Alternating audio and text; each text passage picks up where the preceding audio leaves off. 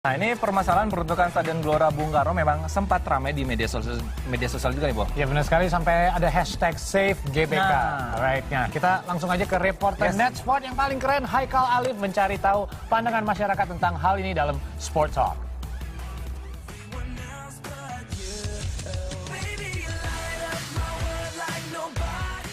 You don't know, you don't know you're beautiful. Oke, ada yang tahu kenapa saya nyanyi lagu ini? Ya, betul. Karena sebentar lagi One Direction akan datang ke Jakarta. Tapi kedatangan Wandi yang akan menggelar konser di Stadion Utama Gelora Bung Karno, Jakarta, taplak menimbulkan polemik bagi kubu sepak bola Indonesia.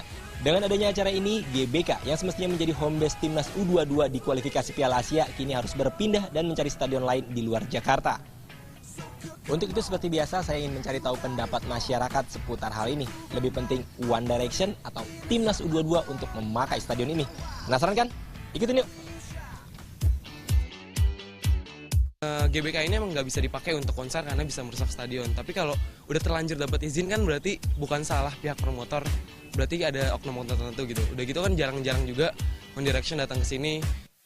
Bola itu kan lebih penting ya, karena ini kan stadion, lebih umumnya untuk dipakai bermain bola, bukan untuk konser ya. Tapi kalau menurut saya lebih setuju kalau timnas yang menggunakan stadion ini karena membawa nama bangsa kan. Panitia dari Semayanya udah ngebooking stadion ini, jadi bukan masalah nggak ngedukung timnas, cuman kan emang ya pasti ini udah ada prosedur dari sebelumnya gitu. Nah, di sini sekarang saya sudah janjian sama teman saya yang juga pengamat sepak bola. Ingin tahu tanggapannya? Kita samperin yuk. Oke, siang Mas Pange. Mau tanya-tanya sedikit tentang Stadion Gelora Bung Karno yang dipakai dengan One Direction. Tanggapannya gimana, Mas? Ya sebenarnya nggak ada masalah sih, karena di belahan dunia manapun lazimnya stadion sepak bola nggak harus digunakan hanya untuk pertandingan sepak bola aja. Atau seperti yang lazimnya di Jakarta adalah dipakai buat acara partai politik misalnya. Jadi itu tuh sebenarnya sih sama sekali nggak ada problem harusnya di sana. Nah, yang jadi perdebatan adalah mengenai jadwal. Jadi kenapa jadwalnya mepet sekali dengan pertandingan Piala Asia yang akan digelar oleh timnas under 23. Nah, kalau kita lihat kan gini, bikin konser musik itu kan bukanlah rencana minggu lalu atau bulan lalu langsung jadi bulan ini kan. Jadi memang udah di-booking dari jauh-jauh hari. Saya rasa mungkin setahun, ya lebih dari setahun lah kira-kira. Kan kalau kita lihat secara tanggal beda 2 hari sebenarnya antara konser One Direction sama pertandingan timnas. 2 hari sebenarnya ya kalau kita mengacu kepada negara-negara lain, untuk dari tempat konser dijadiin stadion bola harusnya nggak ada masalah. Tinggal masalah kesiapan dan kemampuannya, apakah pihak GBK bisa apa enggak.